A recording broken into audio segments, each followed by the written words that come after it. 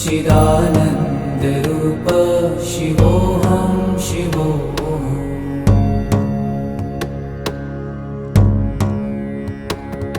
न च प्राणसंज्ञो न वै पञ्चवायु,